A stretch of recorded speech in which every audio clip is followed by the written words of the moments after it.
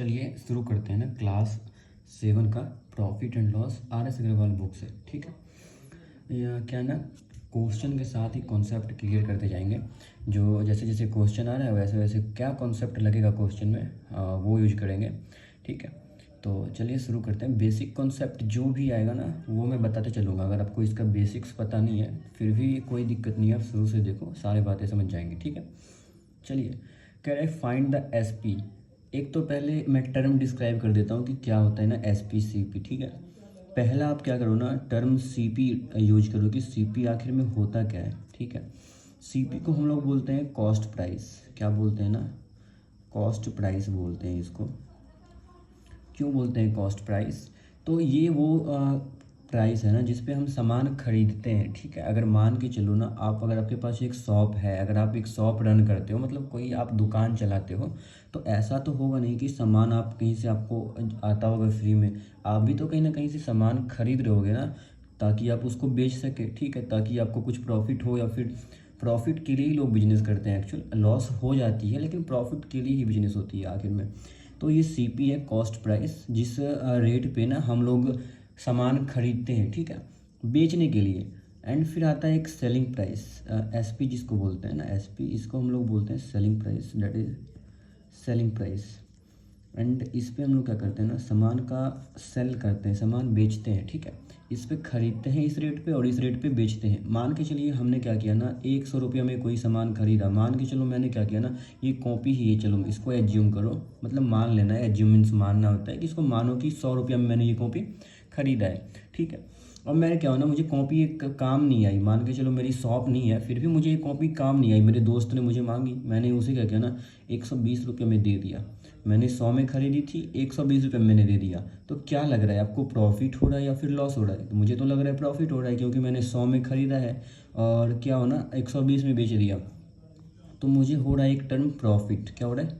Profit. और कितने रुपया का? तो आप देखो ना, 100 का सामान मैंने खरीदा और 120 में बेचा, तो सीधा सीधी पता चल रहा है कि 20 रुपीज़ का क्या हो रहा है ना, प्रॉफिट हो रहा है। तो इससे क्या होगा ना, आप देख सकते हो कि मैंने क्या किया प्रॉफिट में, SP वाले को मैंने CP में से घटाया है। आपको फॉर्मूला यूज करना नहीं है, अब बस मैंने लिख दिया है ऐसे ही। आपको कॉन्सेप्ट क्लियर रहना चाहिए कि क्या करना है इसमें एक्चुअल।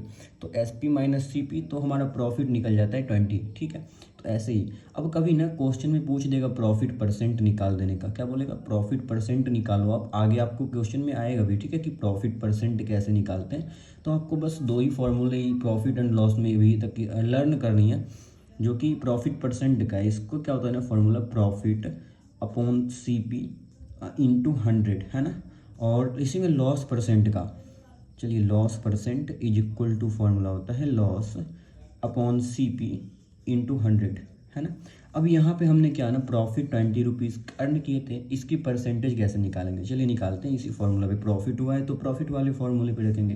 प्रॉफिट कितने रुपये का प्रॉफिट है? 20 रुपीज़ का, तो प्रॉफिट की जगह पे 20 रखा हमने। ठीक है, ये था अपॉन, तो अपॉन का साइन इसे सिंबल देते हैं। CP कितना है ना, CP हमने 100 माना था, 100 एंड इंटू 100 होता है ना, इंटू 100। देखिए ये जीरो से ये जीरो कट जाएगा, ये जीरो से ये जीरो से कट जाता है ना, मतलब इससे ये कट जाएगा, इससे ये कट जाएगा, ऐसे। ठीक है, तो बचा क्या? 20। तो 20% क्या होगा हमारा? गेन परसेंट या फिर प्रॉफिट।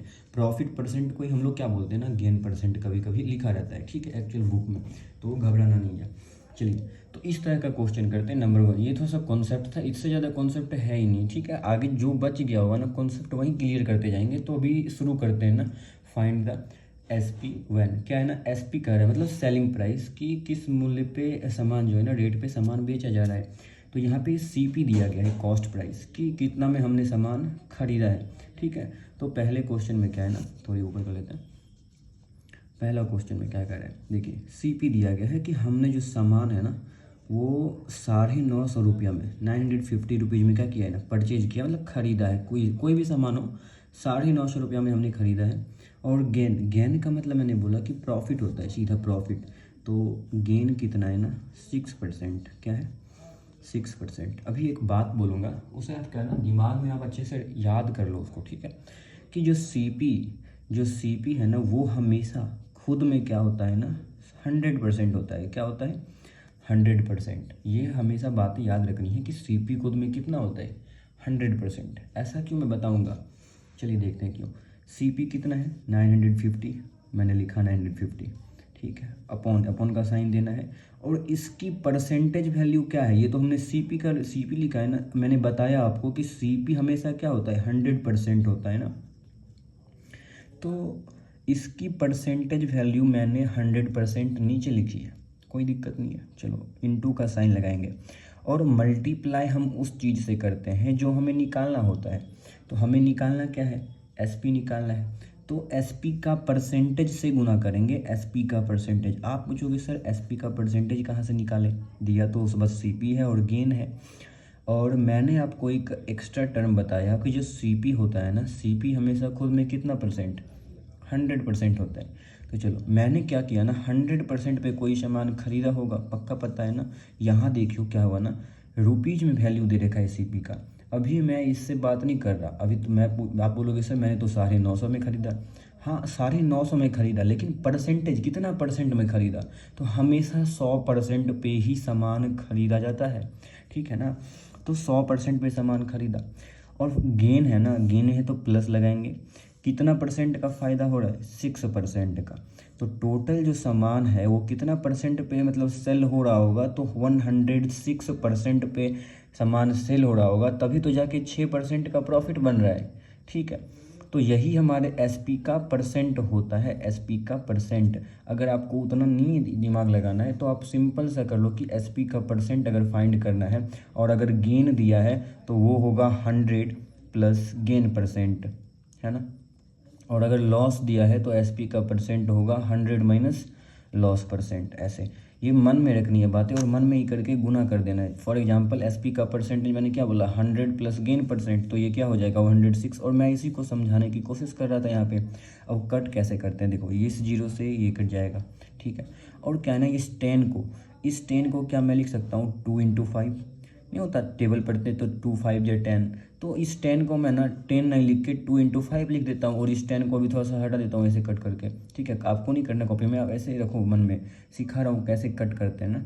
और ये देखिए 2 से ये कट जाएगा कितना टाइम्स में, 53 टाइम्स में, और ये 5 से कट जाएगा 19 टाइम्स में। और जब 19 × 53 करते हो तो 19 3 जब आई थिंक 57, तो 57 होता है ना, 57 का 7 रहेगा, ठीक है। और 19 5 जा 95 होता है, और उसका 5 बचा, तो ये हो जाएगा 100। तो 1007 जो होगा क्या होगा, वो हमारा क्या होगा, सेलिंग प्राइस होगा SP। तो ऐसे ही बाकी भी जो है ना, ये तीनों आगे करते हैं ना 2 3 4 भी, ठीक है।